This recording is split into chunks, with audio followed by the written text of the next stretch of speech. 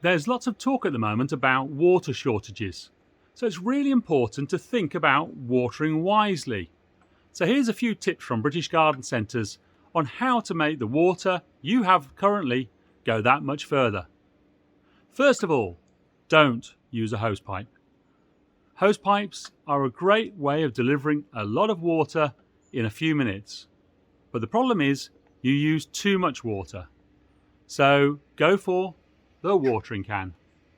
Not only does that control the amount of water you're using, it also helps you get your steps in, so it's good for you and good for the garden. Now, what to water and what not to water? Really, lawns do not need watering. They will recover. The only exception is if your lawn is freshly laid, as in turf, or has been sown in the last few weeks, in which case you may need to give it a small amount of water, but please don't put a sprinkler on and leave it all night. That is a waste of water resource. Look round the garden. Choose what needs watering. Not everything will. These shrubs in my back garden haven't seen a hosepipe or watering can all year, and they've come through the drought beautifully.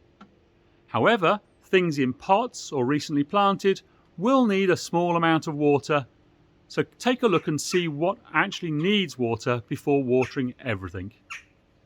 Don't forget also when watering that because you're washing the water through pots regularly, you're also at risk of washing away the feed that's in the compost.